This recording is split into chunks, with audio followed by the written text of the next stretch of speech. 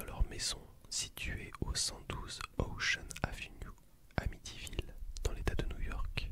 Notez quand même mon accent, un superbe accent anglais.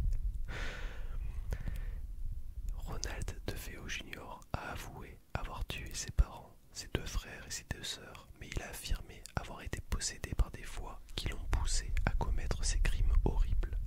Lors de son procès, il a plaidé non coupable pour cause de démence, mais a été reconnu coupable et condamné à 6 peines de prison à perpétuité. Un an plus tard, en décembre 1975, George et Katie Lutz ont acheté la propriété pour $80 000, soit un prix nettement inférieur à sa valeur réelle. Les Lutz étaient une famille recomposée, composée de George, Katie et de leurs 3 enfants. Ils étaient conscients du passé tragique de la maison, mais ils ont décidé quand même de l'acheter malgré tout.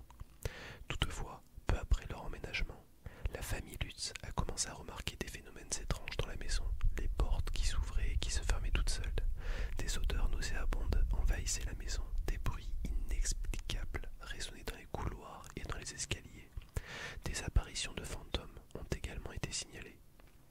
Les Lutz ont également signalé avoir été victimes de cauchemars récurrents et d'une sensation de malaise généralisée dans la maison. Le phénomène paranormal a commencé à s'intensifier à un point tel que la famille Lutz a décidé de quitter la propriété en urgence après seulement 28 jours passés dans la maison. Ils ont contacté un journaliste local, Marvin Scott, qui a décrit un article sur les expériences paranormales. Cet article a attiré l'attention des médias nationaux et même internationaux.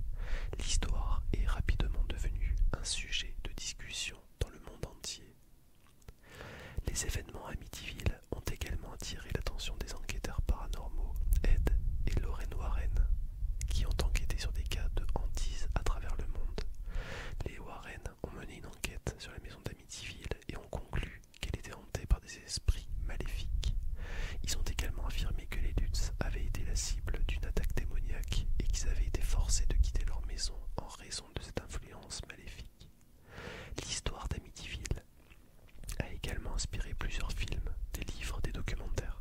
Le premier film, The Amityville Horror, a été réalisé en 1979. Le film a été un succès commercial et a été suivi de plusieurs autres adaptations cinématographiques et télévisuelles au fil des années. Cependant, de nombreuses personnes ont émis des doutes quant à la véracité de l'histoire des Lutz. Certains ont accusé la famille de fraude et ont affirmé qu'ils avaient inventé toute l'histoire pour se faire de l'argent. Les critiques ont souligné que les Lutz avaient été financièrement instables et qu'ils avaient besoin d'argent. Ils ont également noté que les événements paranormaux ont commencé à se produire peu de temps après leur emménagement dans la maison, ce qui a conduit certains à croire que les Lutz avaient inventé l'histoire pour obtenir une réduction de prix ou pour annuler leur contrat d'achat de la propriété. Cependant, malgré les critiques, les Lutz ont maintenu leur histoire jusqu'à leur mort.